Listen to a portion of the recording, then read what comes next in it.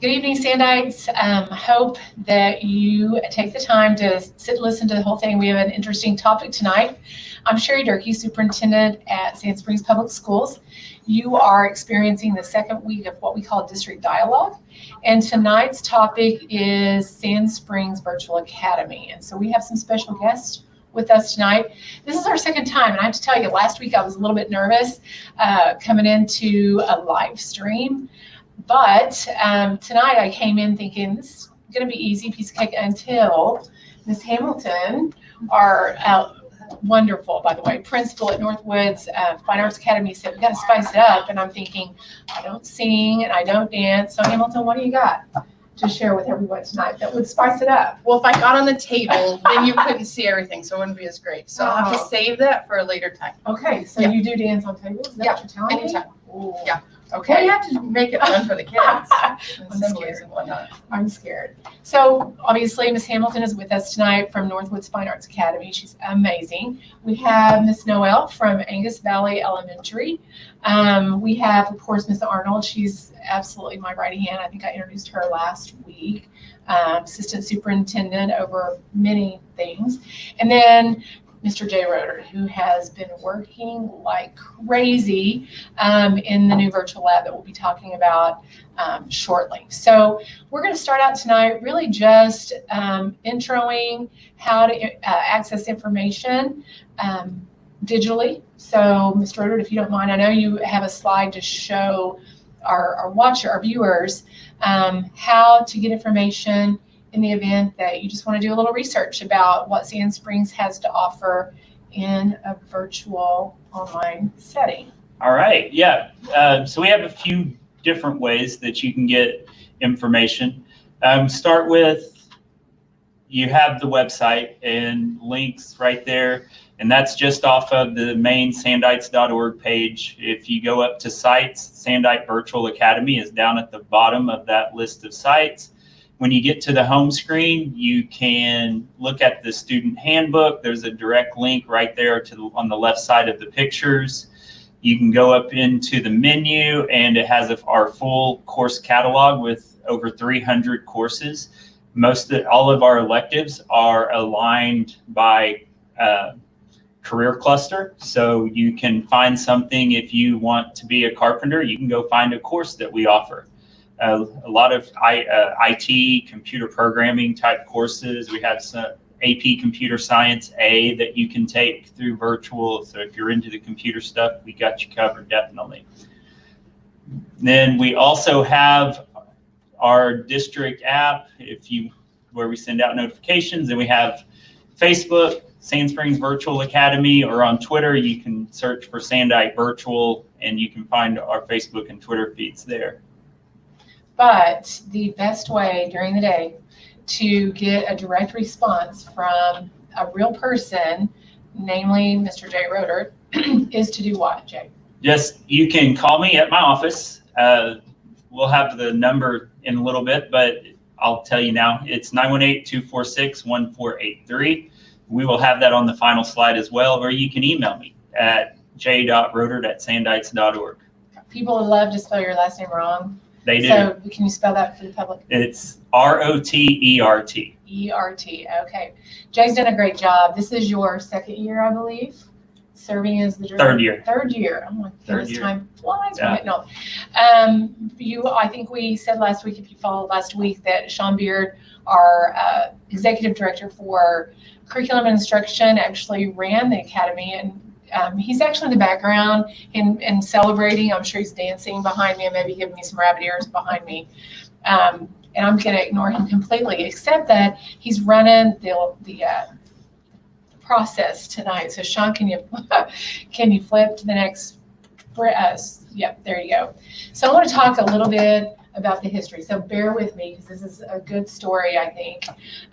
We have been running Virtual Academy for 9 years. 9 years. So 2011 is when our journey started. And again, Mr. Beard behind me you can't see him, he's hiding, and giggling. And started it, and really with a change in Oklahoma law, we were directed to provide online instruction. So that's what we did. It didn't take long for us to realize that there was a little bit of magic in offering coursework online, and literally began to develop a system where we expanded a lot. It wasn't just about credit recovery or those folks that were maybe need to catch up a little bit, but we started serving elementary students. Probably our first one was maybe 6 years ago.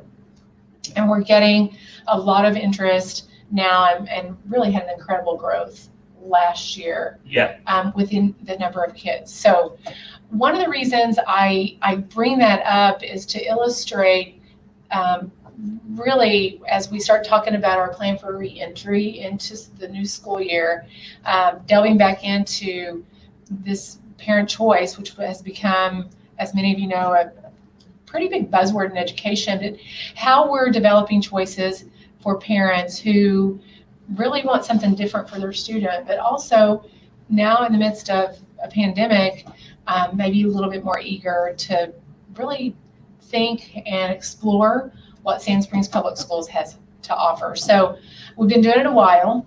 I know the switch to distance learning is not what virtual school really is about for us, Jay. And I remember a conversation you said at the very beginning when we were directed by the State Department of Ed to make sure people were staying connected, and we didn't want to drop grades. We wanted to make sure that the grades could be improved. And so Jay approached me and said, "Ms. Starkey, here's the thing. I'm getting questions because that's not really how we design virtual school. And our kids are very accountable for instruction and assignments and learning." And so do you mind addressing that a little bit? Yeah, I mean, the big thing for our kids is that we set their learning plans for them. They know what they need to do and how they need to get there. So when we have a secondary student, for example, we put them in their classes, we set start dates, we set end dates, we give them their plan that says, you're going to do these assignments today, the next set of assignments tomorrow. They know exactly what they need to do and exactly where they need to go to get those done. With our elementary program, it's a little bit different in that those learning plans are by the week. That allows us the flexibility for those students. We can monitor them, show them and once we get a feel for what they need, we customize those learning plans to fit their learning styles, to fit their programs and their individuality. We're going to get in a little bit of how we track attendance and how learning is really looks currently in the elementary level. So bear with me because I want to make these two people that are just amazing talk. But that's really an important thing. So I know there were some questions from patrons about this was pretty easy in the spring, but Virtual Academy is really not so easy. In fact, we've had people drop out because we are making sure that the students are acquiring skills, mastering standards, and doing what they need to do to have a viable high school diploma. Talk about the graduation rate. So last year we had 100% of our students graduate from virtual. This year we have all but 3 out of 120 students, so we're at 97.5%. I know by the end of this coming first semester we'll be back to 100% with getting those last 3 back and getting them finished, and they'll have their high school diploma in their hands by Christmas. I think one of the magic bullets about making that happen is that we are in constant contact with students. And so teacher interaction with our kids is pretty frequent. And so we're doing a lot of monitoring to make sure kids are staying on track with assignments, and then a little bit of kind of attendance requirement for doing some of the testing too. Yeah, we set the program up to email the parent every morning. So usually about 7:30 in the morning, you get a progress report that shows their current grade. Are they ahead in progress, behind in progress, on track? Where are they in their program? So you know if they're where they are, what their grades are. If you want even more detail, we activate the family portal access, and you can log in and see every detail of their program. down to when they were logged in for their 8 hours, how much of that 8 hours was sitting idle, how much were they actually working, what course were they working on. Joe, you're kind of a data guy. I Is am. that fair? I am. Okay, so if you want to do quick math, we were just in the virtual lab hanging pictures and trying to divide in half fractions, and I was getting them all wrong. So he is the math guy, and he does pull the data and tracks it pretty readily, that's for sure. So here's a big question we're getting, ladies, and it really is about how the heck does it work with elementary? And I am going to just be right up front, you guys, and to say I'm going to be the first that really values face-to-face instruction. There is no doubt. I am in this place where I feel like our teachers are born professionals. It is a calling to be in front of kids, to be able to keep pre-K, first of all. Learning and connected is pretty tough. I know this because I did kindergarten only for a semester for maternity leave when I first started, and it's one of the hardest jobs I think. There are folks that would say high school is the hardest jobs. It depends on your personality, but here's the deal. We've had virtual elementary students for a while, and so I don't know. You gotta tag your it. Like, I know you guys are gonna do rock paper scissors to see who has to talk first. We can actually do that. Or are you guys okay if I just Okay, talk? I can Okay. talk. Go for it. We've had virtual students at Angus Valley, and basically it was just to meet the needs of the family. So they're traveling for sports or other kinds of, maybe coming to school every day is a little more difficult for them. Having that come every day, maybe the attendance is more, it's easier for them to stay at home and do their work from home, just depending on their needs. Okay. So how did that work, Ms. Noel, in terms of, at the time, we never really, here's the nugget that I haven't said yet. We are now have the luxury of converting our virtual academy off campus away from Charles Page High School. Really excited. We have the luxury of having emptied a building with the new freshman academy, so we are right now setting up space to make it really conducive. But the truth is, Angus Valley students didn't go to a virtual school.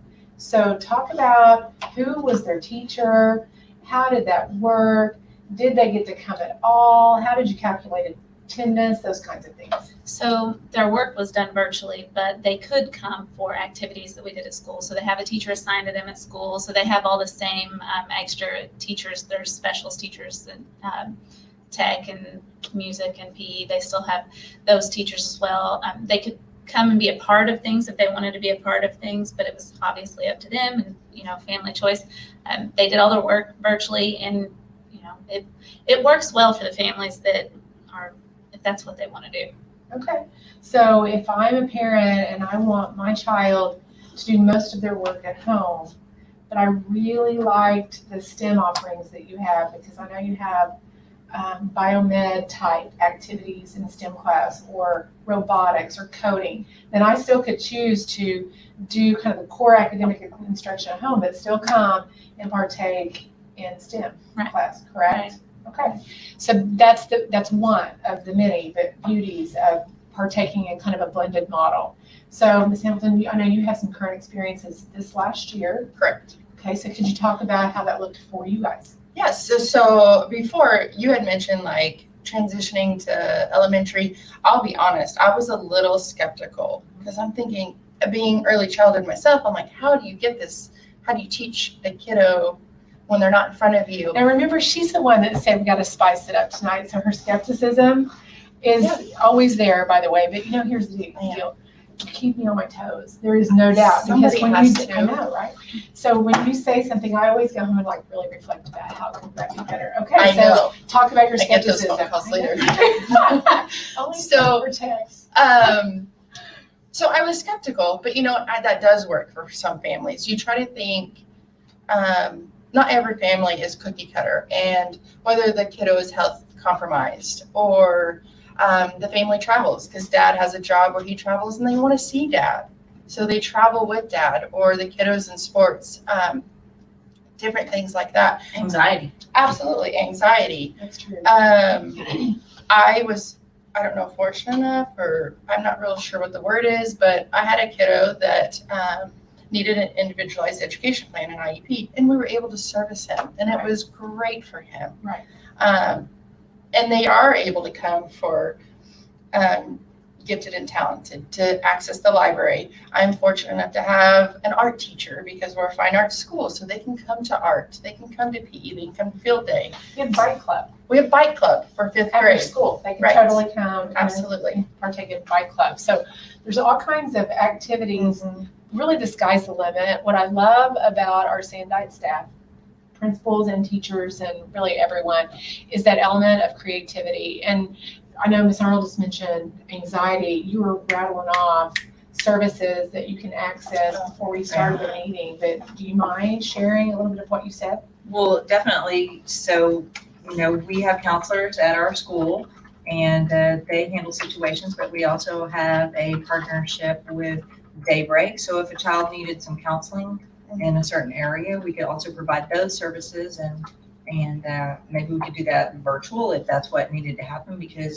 you had an immune issue, or they can provide services where actually Daybreak comes to your home. We could look at that, or possibly even the counselor. So there's one thing, but when you guys were talking, something else that popped in my mind was Spanish with Ms. Garcia. Oh, true, absolutely. So we could also offer Spanish and foreign language. And You mentioned library, and so we have two choices. Like you obviously have a physical library in your building that would also be available, but then we also have it's called Fall Ed. It's our digital library as well. So there are so many things as we start kind of brainstorming about what the beauty is, even for an elementary student to access a blended model or even a full-time virtual. We're going to kind of dig deep into that model that we've really imagined now in a little bit, but there's just so much that people can access. And I do think connection, I don't know how you all feel about this, but to your home teacher, your teacher at the neighborhood school that you would ordinarily go to is special.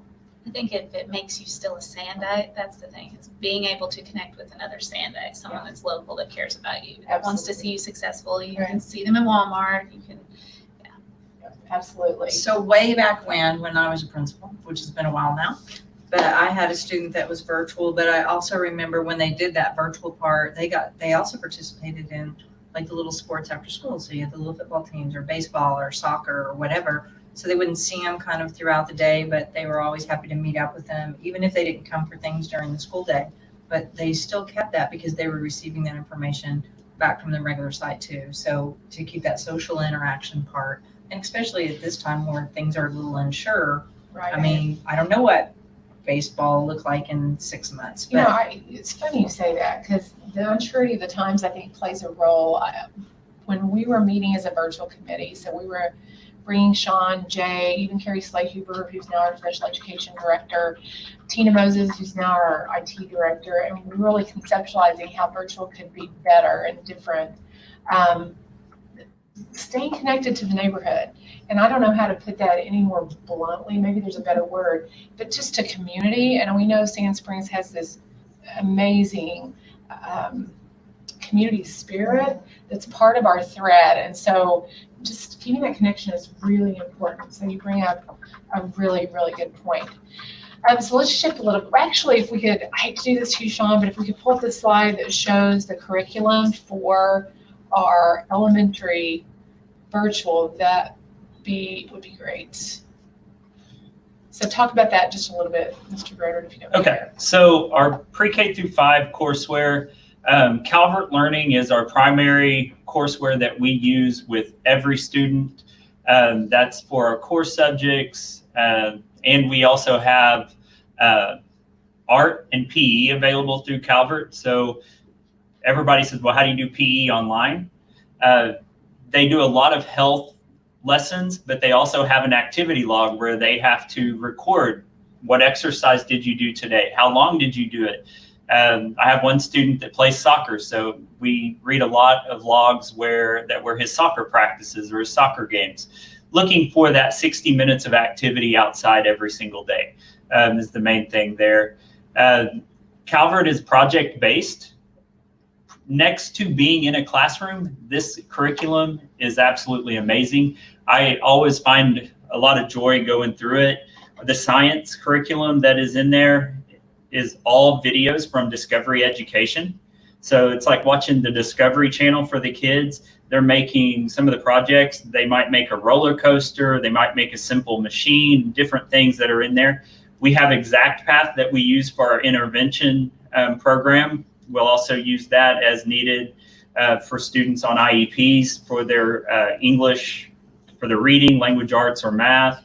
IXL for additional practice. We have Study Island for additional practice and intervention as well. So we have multiple ways to get the material and the standards to the kids, and we'll find one that works for everybody. I will say, and Ms. Earl, you said something about times are kind of unsure now. And no doubt, COVID has really incited a lot of feelings inside people, from fear of getting sick to compromised health, or fear of a loved one getting sick. And so it's just kind of an unsure time. When we were doing our reimagine, not that there's any bright spot in the COVID pandemic, I'm not saying that, but it certainly did make us more quickly shift our focus to how we make that better. And I'm that Pollyanna of the group. I've had to revive her a couple of times in the last 6 weeks, that's for sure. But always trying to look for the positive, and in any situation, how can we build it so it's better? And that's really what that's about. So I love the coursework at the elementary level. Super confident about the investments we've made to make that happen. Study Island, I noticed, was one that you had listed. And that's something that we've been using for years, that our elementary teachers have been using for a long time, Right. pre-virtual academy. Right. So a very familiar program that does go into standards-based and making sure at grade level they're getting the standards. I don't know if you guys have any reflection regarding just the curriculum and teaching.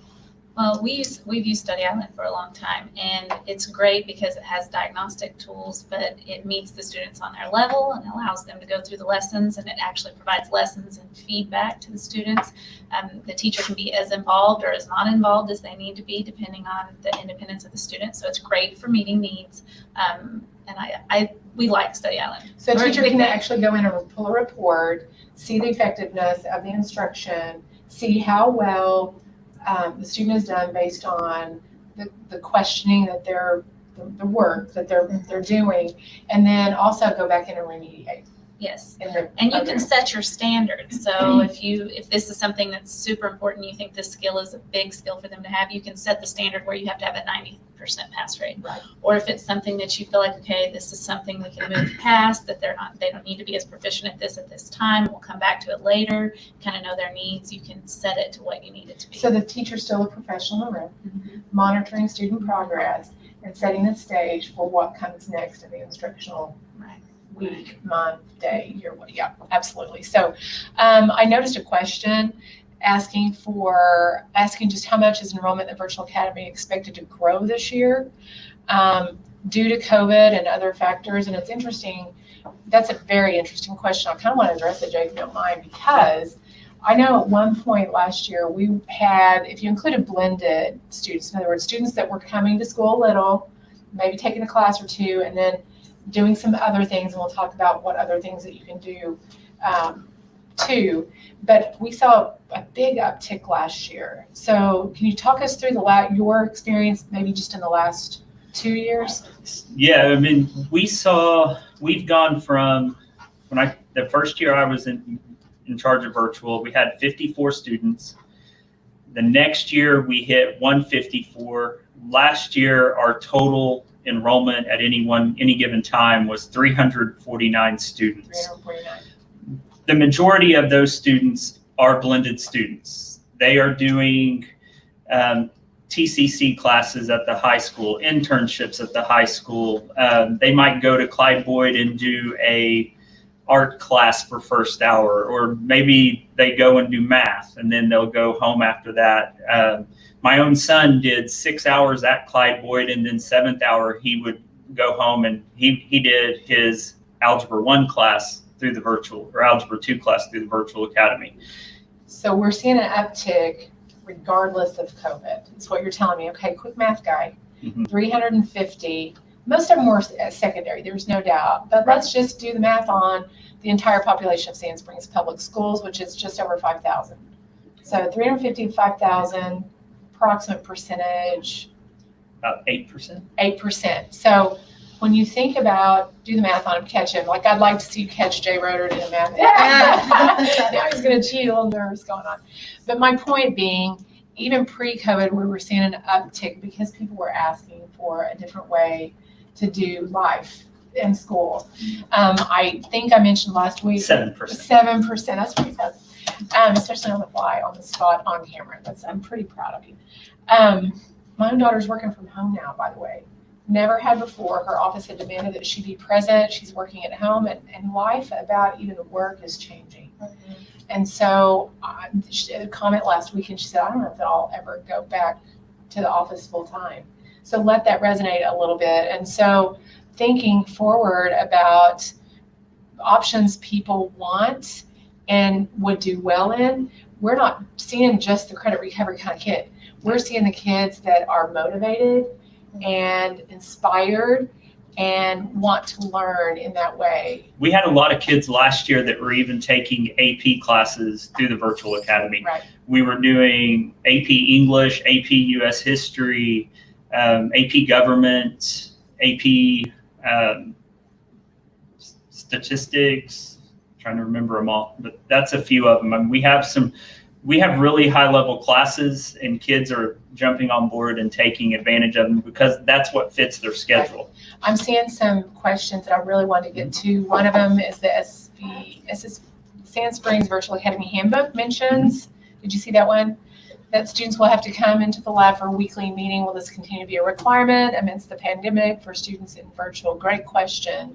So the way it works the weekly meeting, ideally we get to come to the lab. I mean, that's always what we hope for. But that weekly meeting in the lab may be me in the lab and you at home. I mean, there's nothing wrong with the video conference. We've had a lot of success with doing Google Meets with families and with students over the last couple of years, because even before COVID, because that still keeps them connected to us and still helps us create their plan and remind them, hey, you're falling behind. You need to speed up a little bit, spend a little extra time. It says you're behind this much. That really is only about 15 minutes a day, and it makes them feel a little more optimistic about getting caught up if they're behind, or makes them feel better about themselves when you say, hey, you're doing a great job. So just what you said at the very beginning, the meeting can be virtual. And so I love that question, because when we think of the word meeting, everybody goes back to face-to-face, much like what we're doing now. And so for us, but that's not, we've learned pretty fluidly because we had to. I've been saying for about, 6 weeks now, we've flipped on the dime really quick in March. And so we've got to think differently about what all of those things mean. And so meeting could be what we're doing right now with the public, in that we're live. What a district dialogue used to look like. Oh my goodness, right. We would ask you to come, get in your car, drive up there, and here we are now. So we have 22 on right now watching. Last week we had as many as 40 at any given time. District dialogue, you might get 5. And so it's a little bit of convenience, labored into all of it. Can I ask a quick question, Jay? What about English learners? So all our courseware translates to multiple languages. Majority of our English language learners to this point have been Spanish. The program easily translates to Spanish. The video, as far as the closed captioning, and the text will translate over. Okay, very good. So let's flip. Can I say something real quick? Absolutely, yeah, I think I have the youngest kid out of all of us. probably. So when I think of my 5-year-old needing What are you saying exactly? that I had her late in life. that we're Calling us old? No, that I had her late in life. I also Speak have for a yourself. I'm 13-year-old. thinking we started early and we're going to be That's what it empty was. nesters. I Yeah. started I'll early go and then with I that did it again. But I think of parents that are in the same situation. I need somewhere for my 5-year-old to go after Right. school. Sure. So a lot of our parents use their parents. So those kiddos are going to grandparents and potentially great grandparents. Right. So as a mom, I'm thinking, oh my gosh, is my kiddo going to bring some germs home to potentially my mom who has COPD or Right, something of that nature. right. And I want to assure parents that I'm sure that this is out there, that we'll take care of your babies regardless if they are walk through our doors every day or it's through the virtual platform. Because I think that that's a big concern right now. Yes, I would agree. Is that after school help. Gotcha. So we're going to dive into the lab in just a minute, but I do want to address that question because here's the thing. You guys in leadership have spent weeks delving into health guidelines that we have been just literally going word for word to figure out just the right language that'll reflect what we're trying to say. And so you're right. You bring your babies to school, we're going to take care of them in the best way that we can. And so we're constructing those now. July 15th is the magic date that we're touting, and I'm going to say that publicly and be held accountable now to it. But that we're going to share with everyone about what those guidelines are. So I don't want people to be afraid necessarily to bring their kids to school either, but I also want to make sure we're doing the options that we need to. So let's shift. Maybe we do need to shift.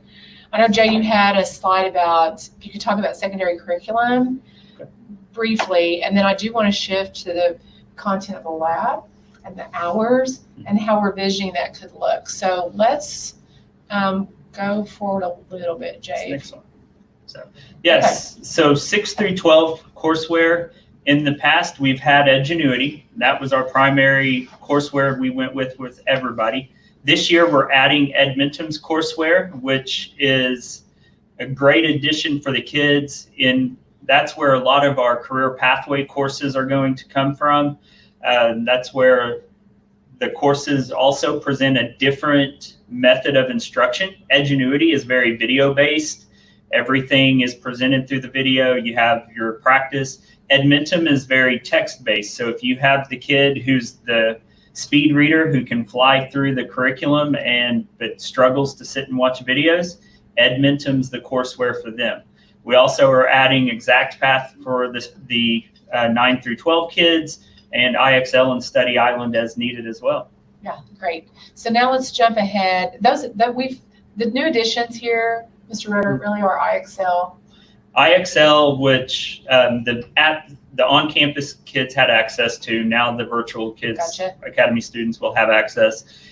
Study Island for ACT, and the Edmentum, and then ExactPath for 9 through 12. So you mentioned ACT, so I can't help but go there. You are our district testing coordinator as well. I'm so sorry. Yes. I enjoy it. I love it. I knew that. You're the data guy, but that's why we're all one thing. Goodness for Jared.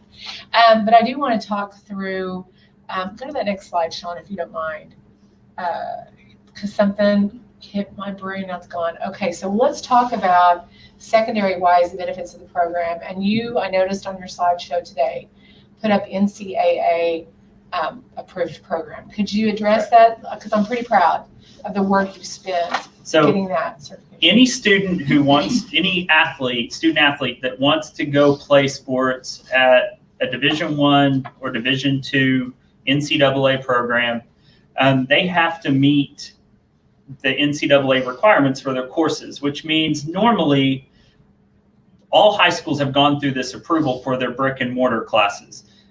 For virtual programs, that means we have to go through that process and get our methodologies approved and then our courseware approved as well.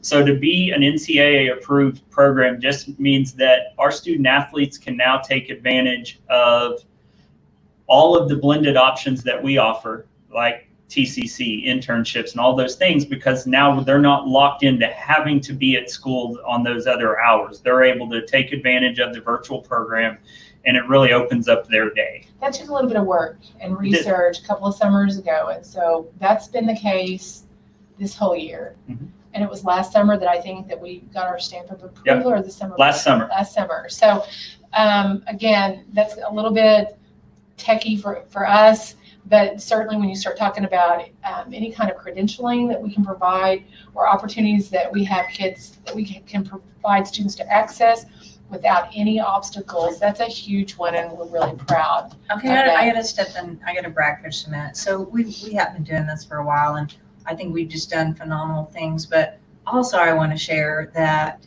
with the State Department that Jay sits on, what's the committee called? For virtual schools.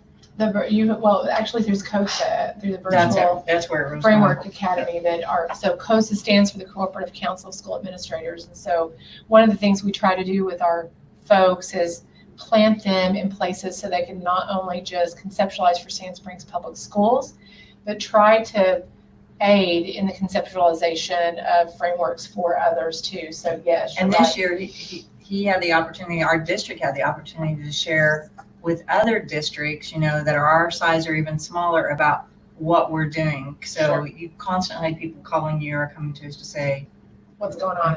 how are you doing that? Or what does that look like? Absolutely.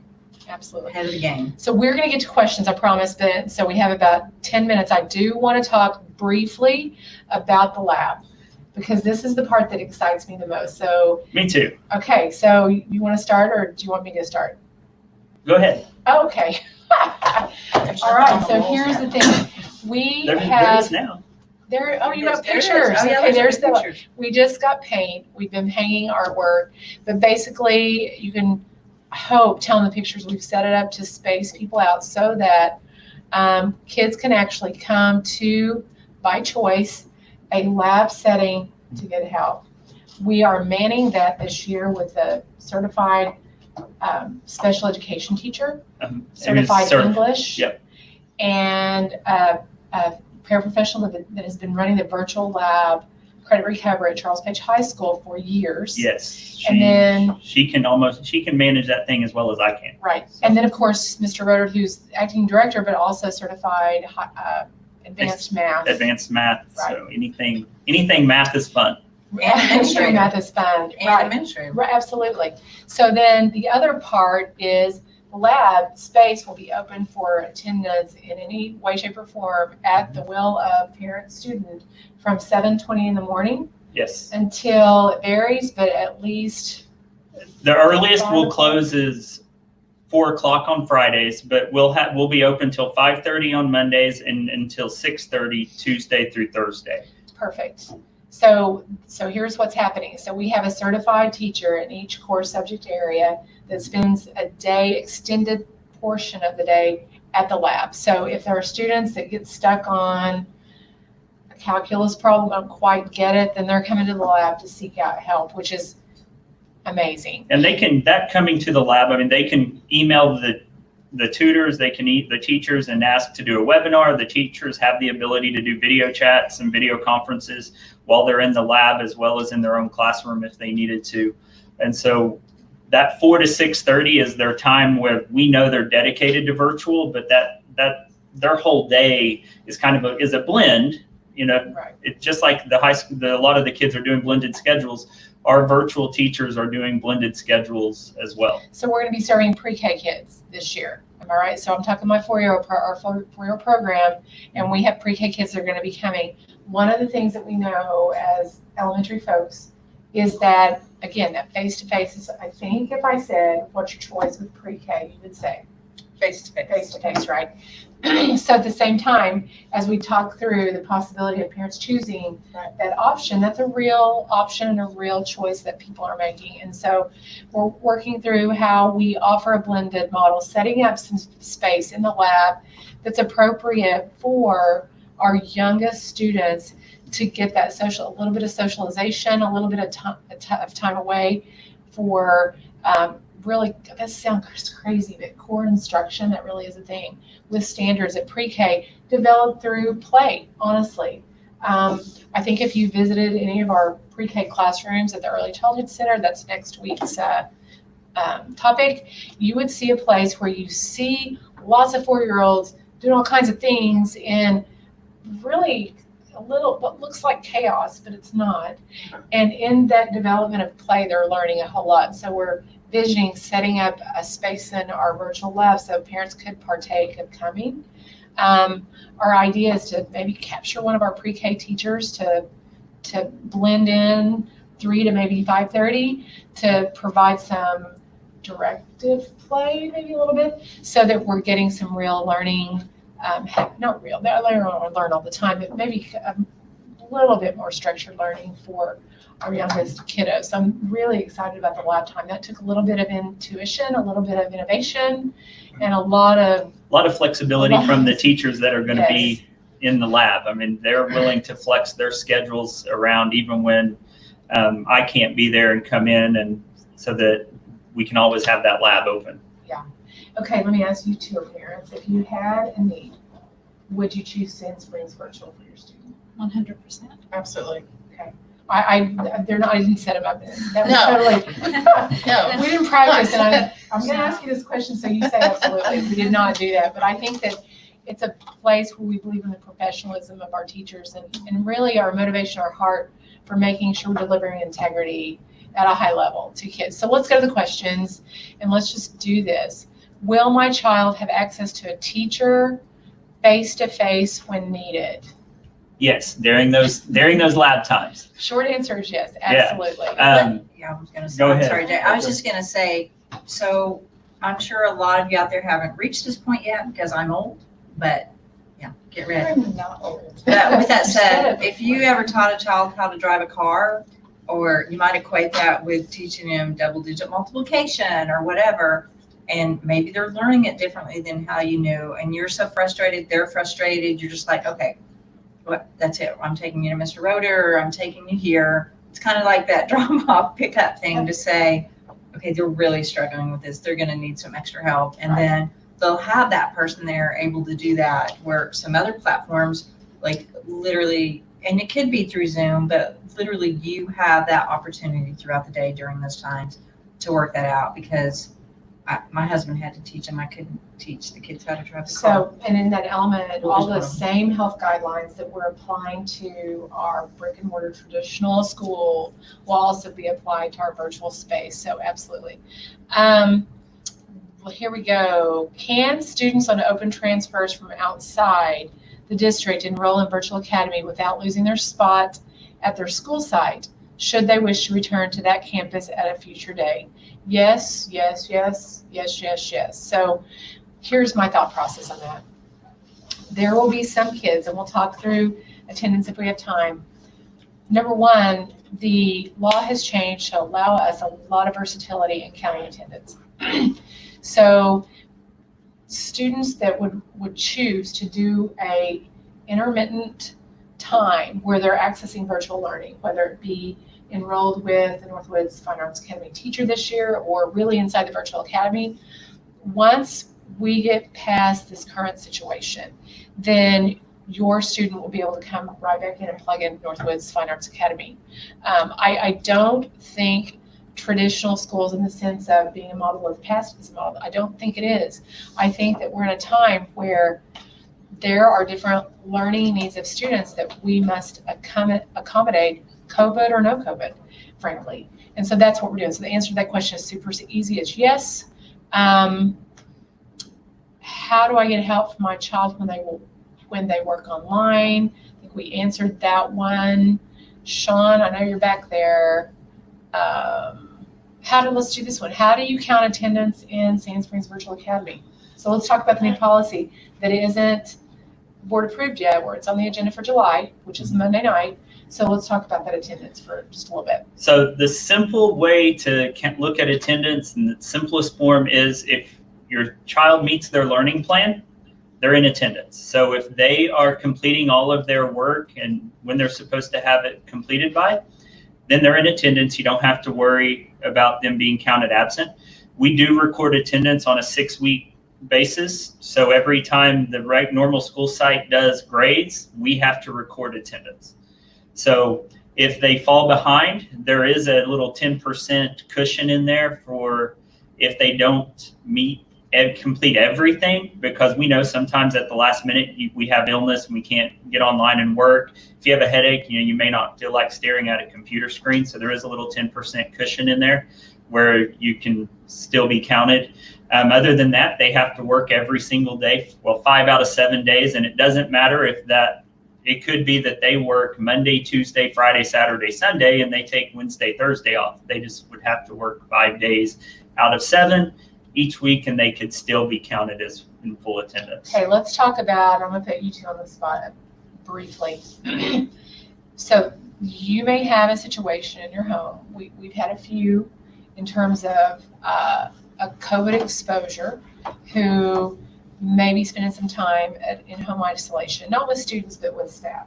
That's currently going on because we don't have students at school. So it could be that we have a situation where we might have a family who's experiencing a COVID case. And you feel as a parent, we probably need to self-isolate at home for a couple weeks to make sure that we're not spreading COVID, right? So, sick children should stay at home sick. But in that case, your child would be asymptomatic. In other words, well. And so if that were to happen, say at Angus Valley Elementary, and that student were to go home for a couple of weeks, talk about how that accommodation could happen during distance learning, Google Classroom format, so we're not losing attendance. Do you mind addressing that? So our goal would be to maintain connection with the kid, maintain relationships, and provide them the same opportunities that are provided in the classroom. We'll actually be using Google Classroom in the classroom this year. Anyway, we're going to ramp that up. COVID has kind of had us to rise to the challenge to continue to do that in more ways than we've done before. So that would be our goal, is to keep the classroom lessons the same as what students in the classroom are getting. Of course, face-to-face is best, but we think that they could still have access to the same instruction. Absolutely. Using that. Absolutely.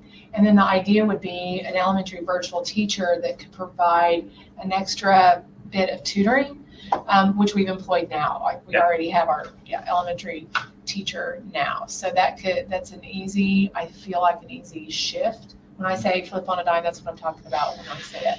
Okay, are there any more questions that we feel like we need to, I know we're out of time. Accommodate for my child. Let's do that really quick. I know we're a minute past, but I think that's an important question. How can you accommodate for my child on an IEP through Sand Springs Virtual Academy?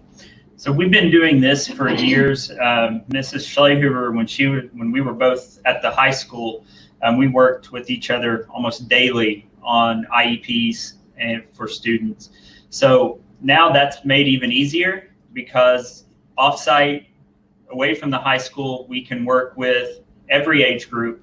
We have our on-site special education teacher that on the fly can adjust and accommodate as necessary without any delay. I mean, it can be as simple as making a phone call and we make the change. Right, exactly. The other part of it is with a teacher that's pretty astute at, say, Edgenuity, there's a component in that program that allows a teacher to make accommodations of the work inside the online learning platform, which is very cool. So I know we're out of time. There you go. Sean, that would be great. There's one question in there about will high school students enroll, and I don't know if we can answer that now, Real or quick, do you want to? will high school students enrolled in the virtual academy take finals like their traditional students based on attendance and grades? So we have a policy just like similar to what Charles Page High School has that does allow for final exemptions in case if students have met their attendance and they have that A or B in their classes. And as the semester rolls out, I explain all of that to them so they know what they have to meet. Fantastic. So Sean, if you could put that last element up on the screen. So here's the information for Mr. Jay Roeder. I'm so proud of his work. Webpage that has the course offering, staff handbook, all those things. So we'll leave that up for a couple more minutes before we take it down. And thank you all, team. Y'all are a fabulous team. I just love my team. But thank you for being here tonight, answering a lot of questions. I will continue to give these people a hard time because that's one of my favorite things. And I'll dish it back. Yeah, that's true. If you can dish it, you have to So take it here's the right. thing, in leadership, you kind of run a risk of saying, does anybody have a question or reflection? And then you get ready because Laura Hamilton. It's either crickets or we, wait a yeah, minute. we get it. So it's all good. So we'll leave it up for a couple of minutes. Join us next week for a big talk on our Early Childhood Education Center, another very exciting place to go. And we'll be talking to about that in depth with a new crew next week. And so for now, I guess we're saying goodbye for this evening. Thanks for joining us. Adios.